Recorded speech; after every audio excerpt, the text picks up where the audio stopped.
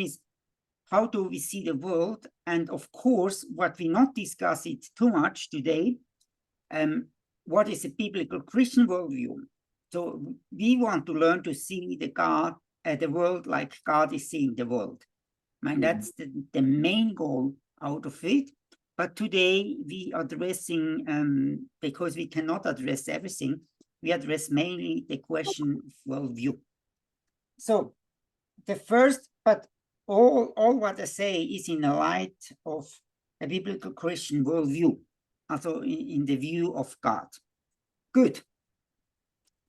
First, what you need to do, if you really want to have a change, then you have to ask questions. You have to do observations. If you just do the same thing again and again, then you don't have to wonder that things will not change. So, and as long you are not say, why is it like this? Ask question and try to find answer. Nothing will change. So the first thing with willing to receive a new worldview is to ask question. And so observation. So one first observation I want to give to you is why some countries are rich and other not. Did you ever thought about this fact? Why is it like this? So I will give you short time that you can ask your neighbor now about this question. Also, Kingsley, you are not involved, but let the other discuss shortly, 1 minute. Why do you think some countries are rich and others not? Okay, I give you 1 minute or so to discuss. Can you turn to your neighbor and ask him this question?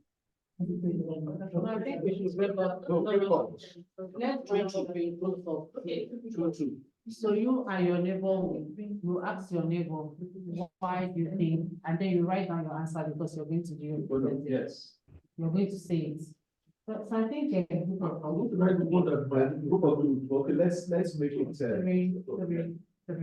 three. Yes, three. So where are you? Three. You're not involved, I think. So 3 or 6, 3. Then and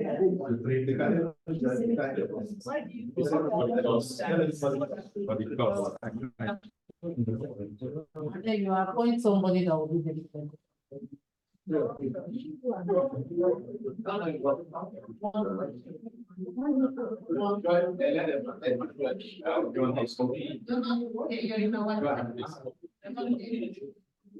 Okay, then 1, 2, 3, try you can read your seat. Okay, can shift that.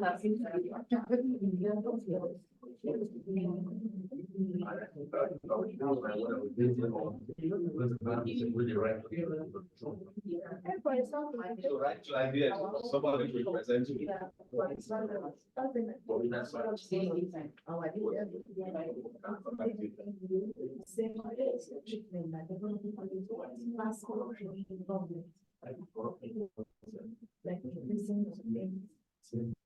Talk about something.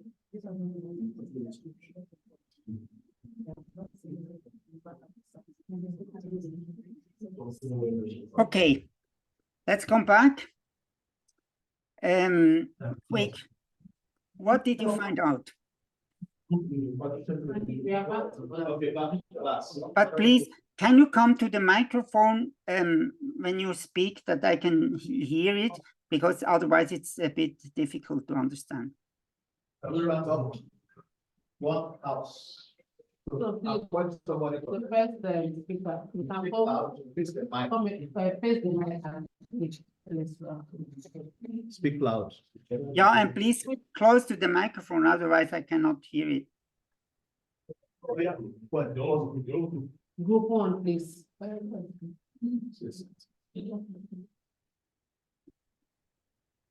Yes? Speak loud.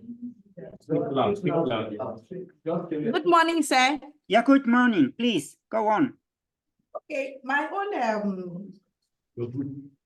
okay, our own group You. and view is our leaders keep repeating the same treatment that the past leaders have been giving us. We can't say that our own country is rich because we are things is still keep going higher and higher. That's point.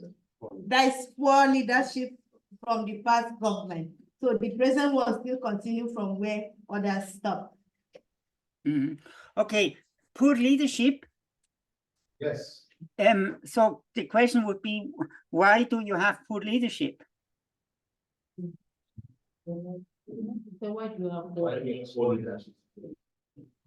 Anyone that talk- anybody? So is it because your leaders are really evil? And let's say in Switzerland we have really great leaders. Is this the point? Yeah. Well, Anyone can answer. I think it's not that they're evil, but I think because they know what to do, but they don't want to do it. Yeah, okay. So do you have other answer? Thank you very much. It's a good observation. Thank you. Another other observation? Okay, correct. I want to believe we have evil leadership. One, because those that get into authority have no. But have I think no you good- need to come to the microphone.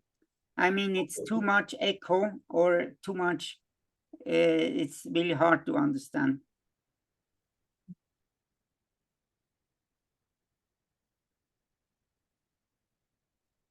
Okay, yes. Okay, can you hear me, sir? Yes, yes, please. Can you hear me, That's sir? good. Yeah, now it's good. Okay, I want to believe that why we have evil leadership is one. You know, being a leader, one of the things you must have is a vision. Now, when a country does not have a vision, and the person that is also coming in has no vision, anything goes. So I want to believe that one of the problems we have in Nigeria, we have visionless leaders. Yes. And leaders who are not having anything to do with righteousness. So they come to execute whatever background that they have. Yeah, that's good. Thank you. Thank you. Others? Somebody else want to say something?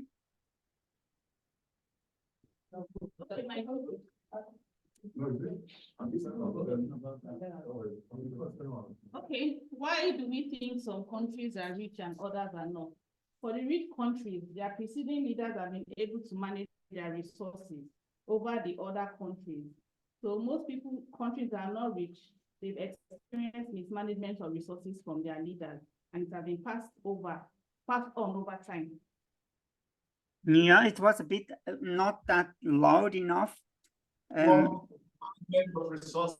management of resources. As a bad man, okay, thank you. Okay, some other. Good morning, sir. Good morning, sir. Good morning. My own view about why some countries are rich and others are not. I'm sure every country has been blessed with natural resources. Some country has more natural resources than the others. But the point now is, how do they manage the resources? Resource management.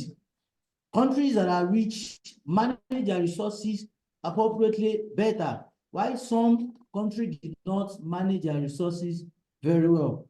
Also, what can make some countries to also be poor might be the leadership. Yes, like I know already some leaders know when they're going to that post of leadership, some do not have what it takes to be a leader, but they just want to be there. So as a result of that, and they don't have the experience. So as a result of that, it might affect the country, whether to be the economy, country economy. Thank you, sir.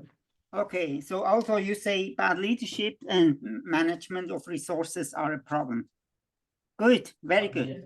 So I mean, you are experts, are you? You should advise your government how to do it. But see, we want to address here now a deeper, much deeper issue. It's not about the practical application, it's about your thinking. So addressing, of course, bad management of resources and bad leadership, but what is the foundation of all that? And so how can we change that? This is what we address today. And after this teaching, you will be so brilliant and smart that you can go to your president and tell him what you have to change. Actually, yes, but you need to have the access and you need to have the position to do that. But actually, I think when we understand that, what I say today, then I mean, then we understand how we will really can bring change in our country. Let's go on, huh? Let's go. Awesome. I think it's complete. I mean, first, just to make it correct, I mean, here is the question about the GDP. And you see, GDP means the gross domestic product. And this is just how many income a country has. And you see that the dark red are the high income, including Switzerland, who is really dark. We are the highest, where I come from, Switzerland, we are the country who has the highest income in the whole world, or probably the second one, depending on how you look it, how you see it. But actually, you see, and when it's go more yellow, and then it's not a lot of income. When you look to Nigeria, you are orange. That means you're a bit in the middle, or let's say in the under the middle.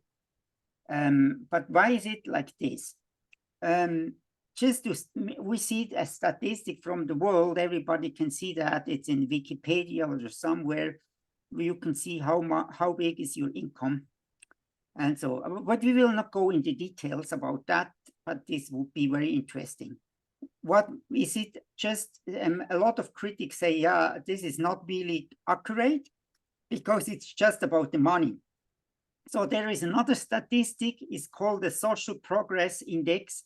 This will include everything like poverty, like education, like infrastructure. And so it means which one are the most progress countries in the world.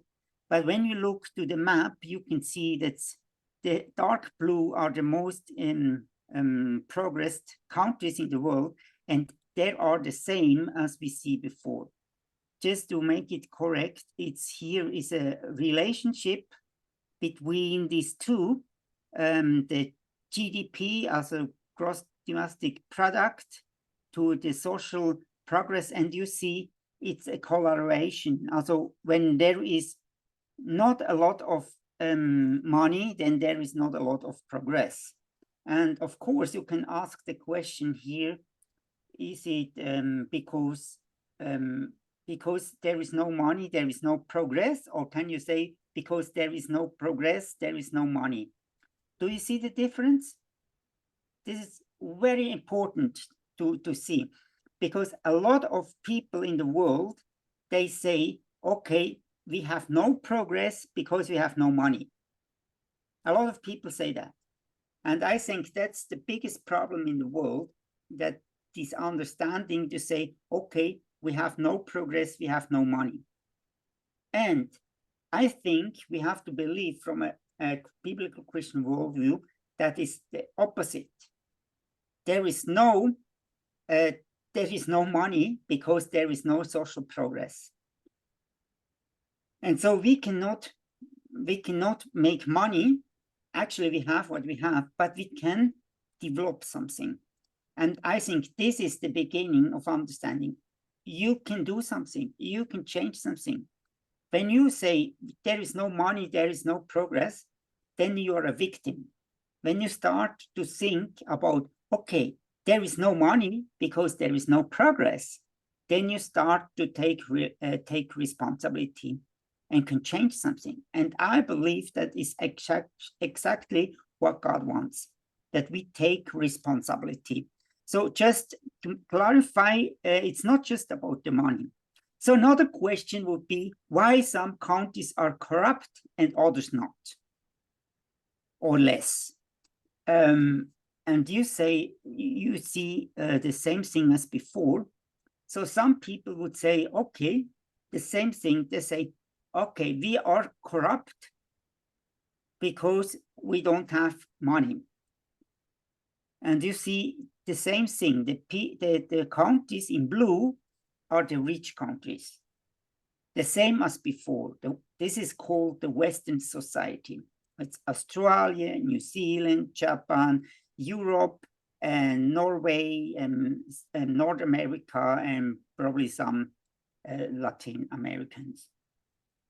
Yeah, but do you see the same thing? You can say, okay, because they have nothing, they have no money, they become corrupt. Because you have nothing, you start to steal. If you think like this, you are a victim. And nothing will change. I tell you, nothing will change. But when you look like this and say, we are poor because we are corrupt, then you can change something. Then you see the real problem is that corruption comes from our behavior, and therefore we have to change our behavior. This makes us rich. Do you see the difference? This is a really key important thing, that you start by yourself and not start by, let's say, we need money. Okay, here is also a real correlation, and always you can see that it's for Harvard University. Corruption is in relation to the GDP. Just what I said before, but here is the statistic who show that. Does it have something to do with our beliefs?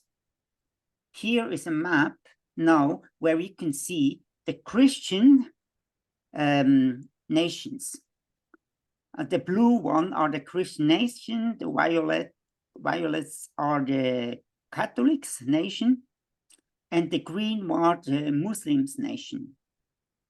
And you can see, you can observe something here, that the most developed countries, the countries who have less corruption and has more income and have more social development are the Protestant churches. And the question is, why is it like this? So does it have something to do with our faith? And we will not discuss this today here exactly what is really, but we can do that another time. But of course, we have to see that, we have to understand that it has a relation.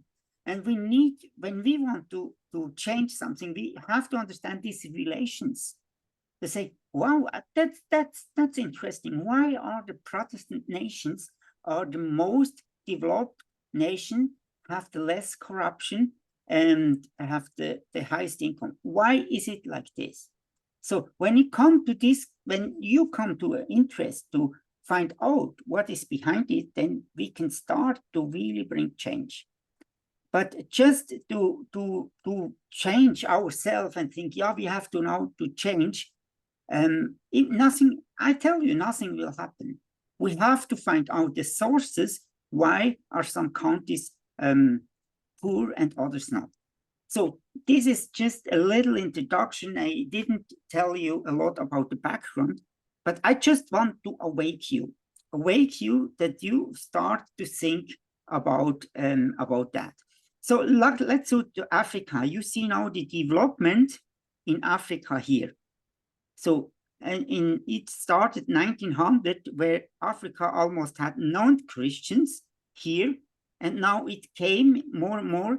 Africa get Christianized, and in the year 2020, you see that in some countries, that Christianity is even over 90%.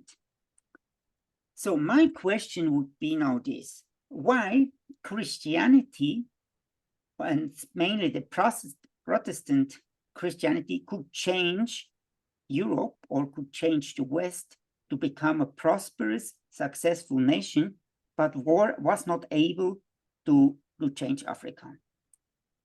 Why is it like this?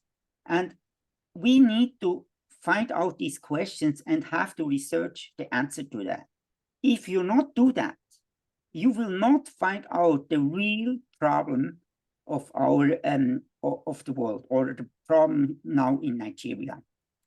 So you can now, I give you time again to ask your neighbor about that. So ask him, why, this is the question, why do you think that Christianity, and especially the Protestant Christianity, could change the West to become a prosperous and successful nation?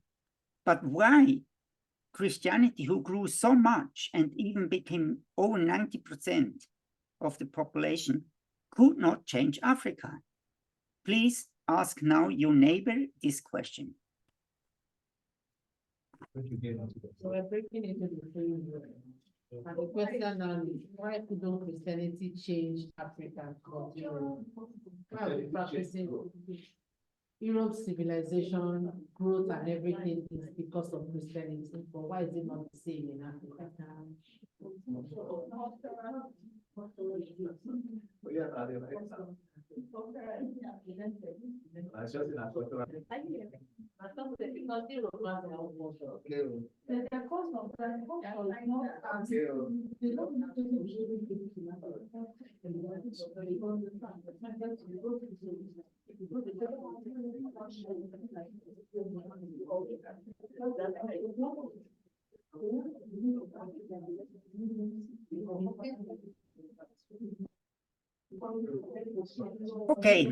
Okay, good. Can somebody of you give us a feedback?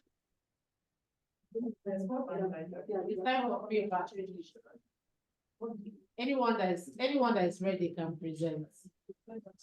Why couldn't Christianity change Africa but Europe? So, but please come in front that I can hear it by the microphone. Who is ready to speak, please?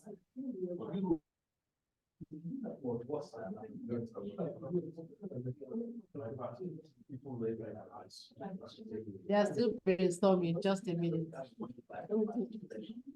Good morning, sir. Good morning. I think why Christianity couldn't change Africa was because, you know, Africa have a lot of culture and beliefs that it will be very difficult for them to accept Christ. And in Europe, they don't have some culture like Africa do. Yes, they do have culture, but Africa culture they're too dedicated to their whatever thing they believe, their gods from the back. So the background, so to transform them is not easy. But Europe, I think they don't have such the way Africa do believe in their own culture. Thank you. Thank you. Yeah, thank you for the answer, but I think it's wrong. Sorry about that. But when you know the history of Europe, Europe was like Africa. Europe was very animistic, a lot of corruption. It was really bad situation, but Christianity could change it. So why it didn't happen in Africa? I think it's the culture, of course. I mean, a lot of animism hindered Christianity to develop, but this was the same case in Europe, or almost the same case. I think just bring it to the point, it is not the same gospel. That is my conclusion. The gospel that was shared in Africa is not the same that was shared in the West. I come to this conclusion that 500 years ago, where mainly the big transformation in Europe happened and Europe became a prosperous, stable, successful nation or a West, this gospel 500 years ago, it was not the same that is preached today. And not just in Africa, it's also in the West, that the gospel is preached in going up to heaven, have relationship with Jesus and all of that, but no more about bring transformation to the world. And this is what we look to. And I think because of this wrong teaching or this misunderstanding or this shrinking of the gospel to just have relationship with Jesus, this made us poor that we could bring transformation to the world. Because the most interest is just in the church. I know I work in Africa a lot. I see that they spend a lot of money to attend the worship times, to attend the prayer. They invest so a lot in the church. And for them is the church service is hallelujah and so on. But when they go out, they probably, or I assume, or I see that they act in the same way as the others all do. But there is no change. So they have like a dualistic understanding. The church is hallelujah and full of passion and hope, but in their normal life, they act like everybody else. And so they don't have to wonder that nothing will change. Because I believe change, a long-term change, is only possible with God, with Jesus Christ. Also, I'm a Christian, and therefore I believe this very strongly. And I see that in history. And I believe when Nigeria want to change in a long term, you need to find back this fear of God, or the Christians have to stand up and start to influence the world. Good, that's my conclusion. What I see here, another statistic that I have, we see that here the health that we put into Africa, it's increased a lot. It increased a lot. But when we see the development, the other line, it's going down. So we brought a lot of aid to Africa, but it didn't help them. That is what these statistics say. So, and a lot of people would say that a lot of money flew into Africa, but it did not really change it. So the big problem is the money. Africans think the money will help us, but actually it will not help you. And I'm not just a European sitting here.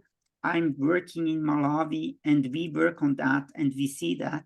And I would say I would not call me an expert, but I'm one who has experience in that. So I really think that's the big problem. So what we look to is wrong when we look for help. So let's turn now to a story from the Bible. You probably know this story here. So do you guess which story it could be? Yeah, it's the story of the 10 spies, who are 12 spies, but 10 stood on one side and 2 on the other side, came back from Palestine, or came back from the promised land, what they have to spy. As Moses sent these 12 spies out. This was after the 40-year traveling through the desert.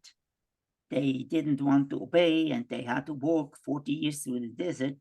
They came now to the Jordan River, and Moses sent now these 12 spies out. So these 12 spies go out. And now they came back with these grapes. You can see that on the picture. And it's just to symbolize what they saw there. They saw really a fertile land, full of fruits. It was full of resources. It was so nice, this land, they came back and brought the report.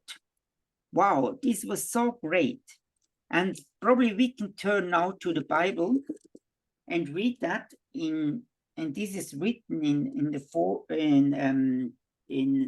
number, I hope it's the right English, number, the fourth book of the Bible.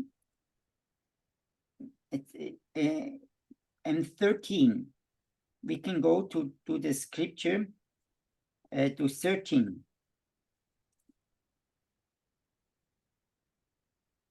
So in 1326, also 25, they came back after these 40 days traveling, spying out the land.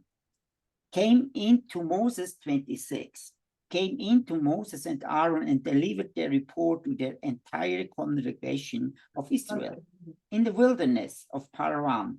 They brought back their report to the entire congregation. They showed them the fruit of the land. We arrived at the place where you sent us, they reported, and certainly it does flow with milk and honey. Furthermore, this is its fruit. I mean, they were really excited about what they saw in this other land.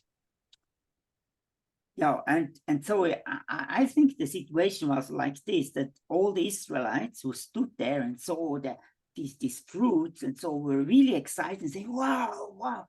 So we traveled 40 years through the desert. There was nothing, just manna and quails. And now you go and have this fruit. Wow, this has to be great. But then in 28, something really special happened. Then two spies, the 10 spies, one of them stood up and said, but that the people who have settled in the land are strong and their cities are greatly fortified. We also saw the descendants of Anak. So probably you read that and say, what is it? But when you really think about that, no, they were so excited of it. But then some people stood up and said, but stop. Be not so excited. It's really dangerous in this country. There are the descendants of Anak, also the giants are living there. There are fortified cities. I mean, what do you think? Do you want to go there and just take it in? Of course, it's nice to see all the fruit, but it's really, really dangerous. So don't go. And you see that in verse 30, that it was like this, because Caleb now silenced the people on Moses' behalf and reported, let's go up and take control because we can deliver and conquer it. This was the tension, and Caleb, who was with Moses, Caleb was one of these 12 spies. He stood of Moses. I said, no, we can go and deliver the land. We can do that. And the others say, no, we cannot do it. They didn't say it, but it's political correctness. Or in 28, these 10 spies, they didn't say, don't let us go, but they said and put a fear into the people that the people don't want to go. And this is political correctness. You don't say what you really want, but you put a fear, and so the people then act according to the fear. So, and we see that because Caleb stood up and said, let us go. Then the next verse, we can't attack those people. The man who were with him said, because they are too strong compared to us. So Caleb said, we can do it. And then the others say, and came to the conclusion what they really want to say, no, we cannot do it. It was clear. Some say we can do it. Some say we cannot do it. So they put out this false report to the Israelites. No, because they started with political correctness, then came to the conclusion, and the people still hesitate, should we believe this one or this one? Now they came with a false report to the Israelites about the land that they had explored. The land that we explored is one one that divorced its inhabitants. All the people whom we observed were giants. We also saw the big man. Okay, now they came with this false report, saying, no, we cannot take the land because the land is it's saying like this, the land is divorced in inhabitants. I mean, of course, I never saw a land who divorced its inhabitants. It's a symbolic language to say it's impossible. They will all kill you. We cannot go. So the point is that I want to make. All of these 12 spies saw the same thing.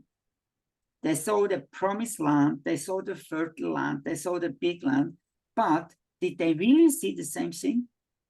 Think about that. Did they really see the same thing? No, they didn't see the same thing. One saw the giants, saw the big cities, saw this that we cannot take it. The others saw all the promise. They saw the fruits, and they saw that the promise that God gave us to take in the land. Do you see the difference? Does it make sense? Yeah. Both saw the same thing physically. It makes sense. But actually, they didn't see the same thing. Because they see the bad thing, and one see the good thing. Does it make sense? So actually, what you see physically with your eyes is not determine what you see. Again, what you see with your physical eyes will not determine what you see, because this is just a part of what you see. Your physical eyes, we all see the same thing. But let's say with our spiritual eyes, with our inner eyes, we don't see all the same thing. And therefore, this is the big problem in the world. I hope you understand that just to see that the things, it's not enough. And you see that by politicians, or politicians see that like this and come to absolute different conclusion. And they both have to have the same facts, but one politician see this and come to this conclusion, another politician see exactly the opposite and come to a different conclusion. Can you follow me? Yeah. Yes. I mean, this is the worldview. We have to understand the fact. Not just what we see with our physical eyes is determine what we really see. We have to understand that there is something in us who determine what we see. And we have to find out this when you really want to change, when we really want to find a change. Here, another example. So the best thing, I bring you a lot of examples. I think that's always the best, giving example. So Abraham and Lot, also from the Bible, they stood on a mountain. And then Lot came to Abraham and said, we have to divide. There is not enough land for both of us. We grew and our animals grew, so we have to divide because there is no more enough space. So they stood on the mountain, and on one side there was the fertile land, the Jordan River, where the cities were, the big cities were in this time. And on the other side, there were actually nothing, and just the desert or no river, nothing, and not good fertile land. So now it come to the conclusion. Which side are you going? On this side, where is the fertile land, or on the other side, where is the desert? What would you choose if you can choose it? On this side where the cities are, civilization are, fertile land are, or the desert? What do you choose? Yeah, of course. I think all of us would, yes, all of us would take the fertile land. That's normal. So what Abraham was a godly man. And he understood, when I take the fertile land, then I send my nephew to the desert. And this is not morally okay. So he thought, oh, I give my nephew, who actually was the younger, who had to obey, he could choose. And the nephew, you know, he chose the fertile land. He chose to go to the, that's written in the Bible. He was going to the Jordan River where Sodom and Gomorrah was. And Abraham, he stayed there, or he went to the desert. But when you read some chapters later, what's happened with Sodom and Gomorrah? Sodom and Gomorrah burnt up. They were destroyed. Lot had to flee in a cave. And when you look, Abraham, what's happened with them? It's Isaac, who was the son of Abraham, actually became the richest man in this time. Do you see that? The one who took the desert, the richest man, the one who took the fertile land and the civilization, became poor and had to flee and were a refugee. Do you see the point? So actually, why was it like this? Because Abraham trusted God. And I would say, my interpretation is, I think, when you send me to the desert, then you will provide for me. And he went to the desert, and there was no water. So what did he do? He said, okay, I have a mind. You gave it to me, God, so I can do something. And he dig wells. So he started to dig wells. And so there was water, and the animals could live, and they increased. And in the end, he became the richest man. So this story should help us. We are not bound on the resource of the world. We are bound on the Spirit of God. And when we trust God that he can help us, use our mind that is given by God, we can produce something. But the problem is that most of the people, they run for civilization. They want to live in the big cities, want to have a lot of money, they want to have all of that. But in the end, they will not succeed. Succeed will the one who really trusts God and understand who he is in God's light, and understand how he can transform what is needed in the world.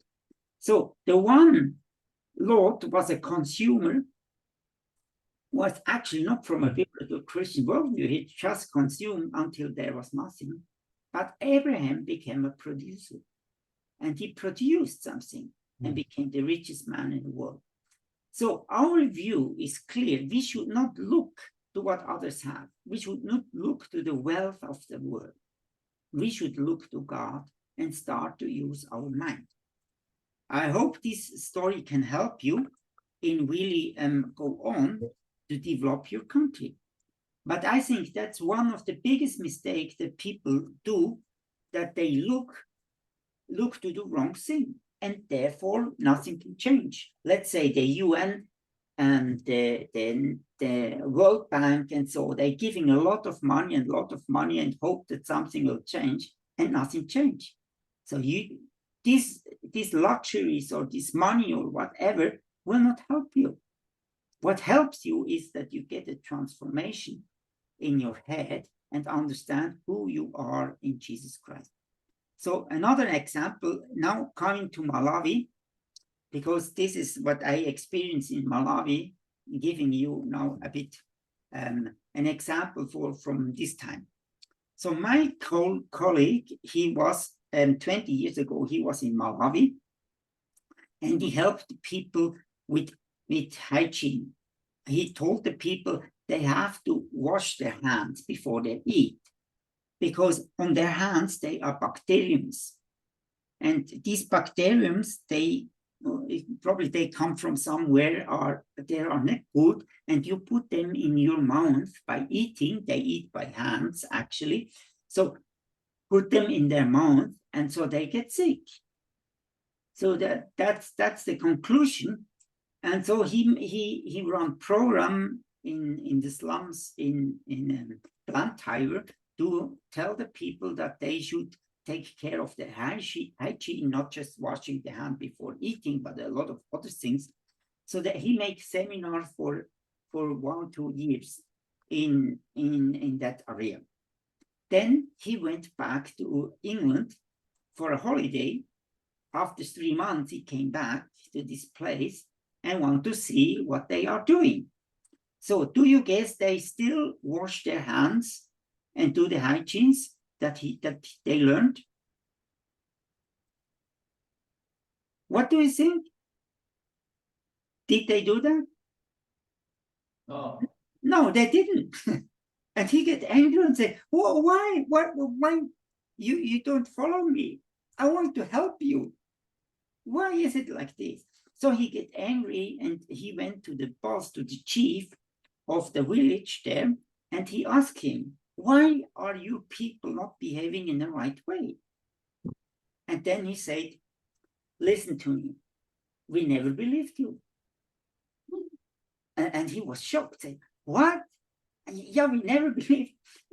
You tell us there are bacteriums in the hand. Show me where are the bacteriums? We cannot see them. Why should we believe in this stupid thing? That's Western stuff. I can tell you what makes you sick. There are all the witches around. They're the spirits who make you sick. And when you really want to get healed, then you have to go to witch doctor, do your sacrifices, and do your things that you get healed. And he was really shocked about that, because these were Christians. These were all Christians. And they said, but why did you come to my seminars, or why did you come to my programs when you didn't believe me? So what did he say, the chief? Because you gave me food. Because you gave me food, we came to the program. But this is the typically mistake that we do in helping. Or we give them food, we give them goodies, they come because of that, but we not really change their mindset. And we tell them about something like bacteriums and so, but they do not believe, because in their inner belief, they believe in the spirits, they believe in this animism, even they are Christians. So if you really have to change something, we have to start there. But this is one mistake.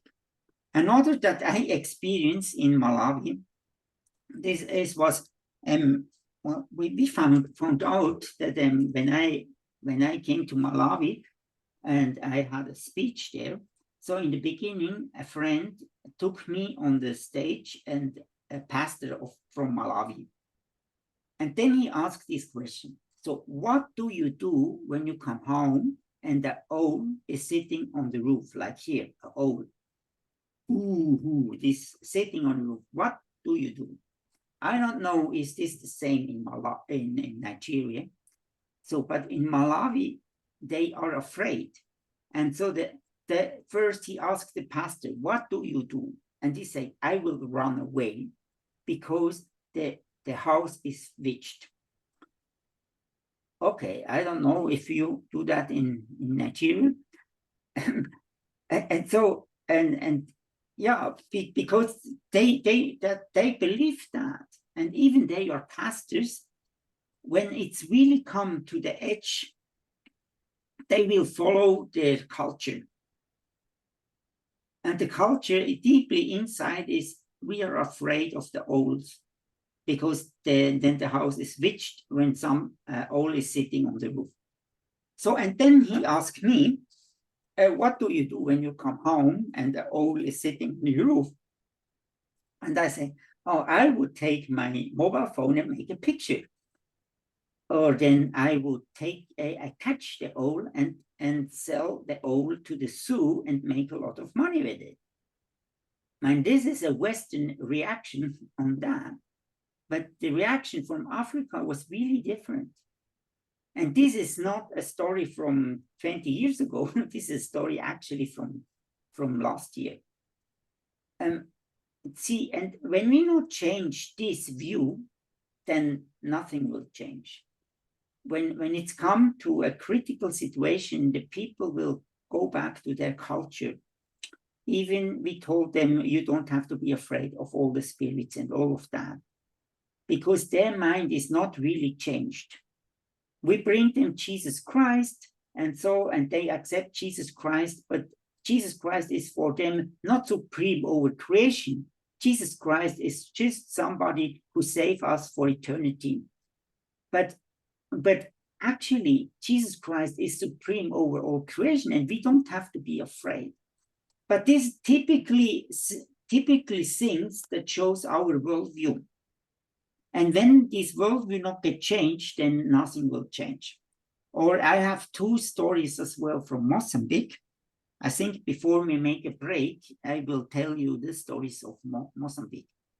There are missionaries told me this story. He said there was a village, and every year there was a flood. And I mean, it's typically in Malawi, it could be the same in Malawi. But this story is from Mozambique. So, and every year the floods coming and overcome the whole city. And then the flood is gone, and so they have to rebuild the city again. So this happened every year. So, and then he asked, why do you not change it?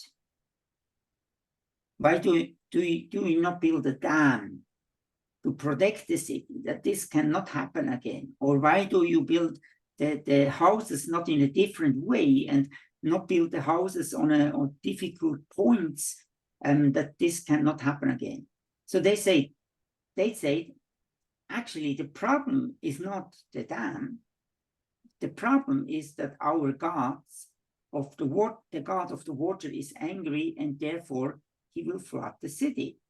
So the point is now that we sacrifice to this God and make this God happy, that it cannot happen again. But so you see now with this view, development is not possible. But this happens in Africa all the time. And I see that in Malawi. In Malawi last year, there was flood and destroyed a lot of houses and so on. But they built the house on the same place again. They do not learn that we have to direct the river, like here in Switzerland. In Switzerland, they direct the river that this cannot happen again.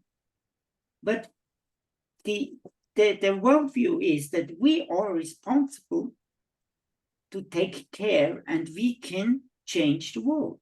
We can direct the rivers. If you not believe that, and you believe that the spirits will make it, or they are angry or not angry, and therefore it happened, then of course civilization cannot happen. So do you see this wrong worldview hinder them to civilization? And this would be the same thing with money, that when you believe, the UN don't give us money, and or the government don't give us money, and therefore we have no civilization, and nothing will change. It's the same spirit behind it, to believe that something from outside have to change, and we have to sacrifice them, or we have to vote for these politicians that they give us money. I don't know. But if you believe in that, then you don't have to wonder, does nothing change? So my last experience was also from Mozambique. So the missionary told me that as I discussed with him, that a lot of land, nobody used the land really, and nobody is doing something. So he asked then the people, why you are not planting a tree here, or why you're not doing something here? And they said, oh, we cannot do it, because when I do it, then all the neighbors are coming and take the fruit from the tree before I can harvest it. So the problem was that there was no own property. Everything belongs to everybody. And this is a deep African worldview that everybody belongs to everybody. And so you cannot do something because, you know, everybody will come and take it before you can harvest it. So this is a wrong worldview. So and what is really important to understand is that we have to set own property, as the West is one of the deepest understanding is own property, that you have own property and nobody is allowed to steal you that. And this is really, really deep in our culture. And I will come then later on to example from Switzerland. But this make the West really successful because this was a law from God. You should not steal. And everybody who planting his tree, this tree belongs to the one who planted and not to all the others. So the idea of own property is one key that that development can happen.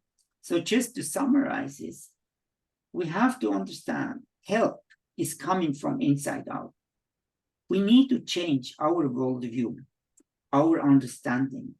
If you do that and understand who we are in Jesus Christ, we can change the world. And when I look to you people, you have a lot of potential. I want that you go out and change the world. I really don't want that you are bored in sitting in the church and don't know what to do. There is something to do. We bring a change in Nigeria. You are called for that. But the problem is that we do not understand it, that we don't see it, that the responsibility that we have in Jesus Christ. So this is the beginning, or this is the first part of my teaching. I hope it was great for you. Did you like it? Yeah. So I think we make now, let's say 10 minutes break. And then I will go on for the next hour and then we finish. Is this okay, Kingsley, like this? Yeah. Yes. Thank you so much. Yes.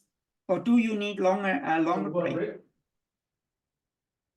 10 minutes break, 10 minutes. Okay, yeah, then let's do that. Thank you so much. Let's do 15 minutes break, Markus.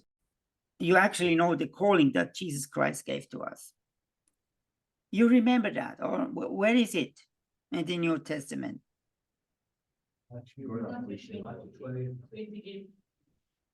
Matthew 28, did you say that? Yes. Matthew 28:18, or? So now I have to do it by heart because I don't have a PowerPoint. But it says, also 19, go to all nations and baptize them in the name of the Holy Spirit, the Father, the Son, and the Holy Spirit, like this. So what we should do, go and make disciples in all nations and baptizing them. So what does it mean, baptizing them? Who? When you really read that, baptizing them, we understood baptizing people, but here is we should baptizing nations. Our calling is going to all nations, baptizing them. And how can you baptize a nation? So when we think about baptizing, then we think water, but actually when we read through all the letters, we almost cannot find that about baptism. Baptism was not a big issue after Jesus Christ. So there is actually when you go out of Acts in the letters, then it's only one part where Paul said, I'm so happy that I baptized nobody. But actually baptism was not a big issue. So baptism isn't wrong that we commit to Jesus and we make this visible that everybody can see it. But actually what Jesus meant is we should baptize nations, whole nations. How can we do that? Next verse, teach them to obey everything what I told you. So what should we do? We should baptize whole nations. How we do it? We teach them to obey what I told you. And then it's and go, and I will be with you until the end of the world. And it's our task to do. We should baptize nations. We should stand before kings and presidents and tell them what is right and what is wrong. Because why should we do that? Not because we are the best, but because we understand the Creator and we understand how his creation is working. And so we understand the best how is it in politics, business, education, and all of these spheres, how we should do that. We understand it. But this meant go to all the nations and disciple them. So, and I think we should understand that. If you really believe me, but I hope you do, go out, you can do it. And it say in the beginning, verse 18, it's really, really important that we should add to is, he said, all authority is given to me, and therefore go now to all the nations. So all authority is given to Jesus, and he is giving now the authority to you, and therefore he sent us. So why should you stand before the kings? Why do you have to say something? Why are you so smart and know how does it function? Not because you are smart, not because you know everything, because you have the authority. Do you understand that? You are the king. You have the authority. You have to take the scepter and reign the world.